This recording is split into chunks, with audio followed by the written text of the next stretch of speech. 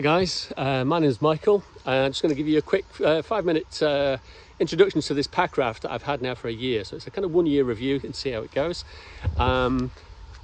It's a copy of an MRS Nomad and I got it cheap from AliExpress in China. I got them to make it specifically to the same kind of dimensions as the MRS Nomad.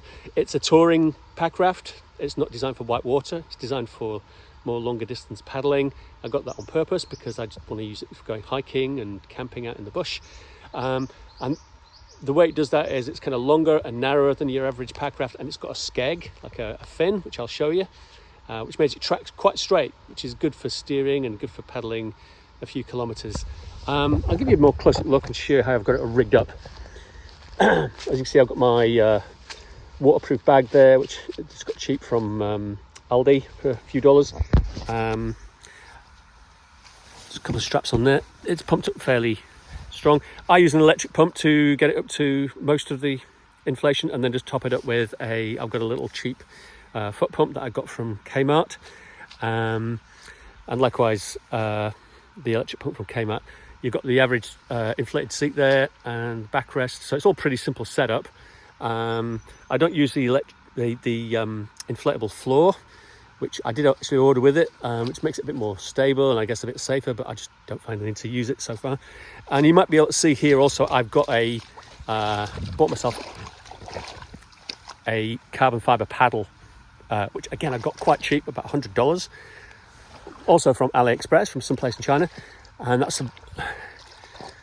a lot less than you pay for something from a retailer in Australia. I think that's $300 or $400. So this packraft cost me around $500-600, which I got mail order from China, a company called Love Inflatables in Fuzhou, and it's lasted me a year. It's had a lot of rough and tough use, and it's still standing up. I've had no punctures so far.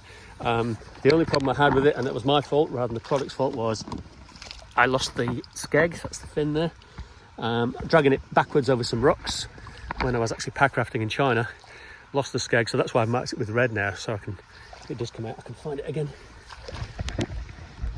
So overall, 1-year verdicts, this packraft, yeah, it's done really well. I suspect it's made in the same factory as the sort of the brand name packrafts. I take it on quite a few weekend and long distance trips, and being a packraft, it does pack up pretty small. It weighs about 3 kilos, and yeah, I stick it on the back of the bike. I've even hiked with it.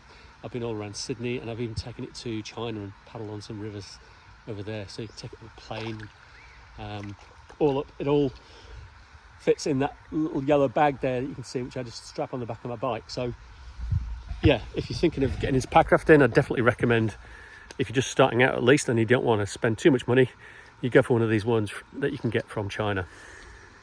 Okay, any questions, you can put them in the comments.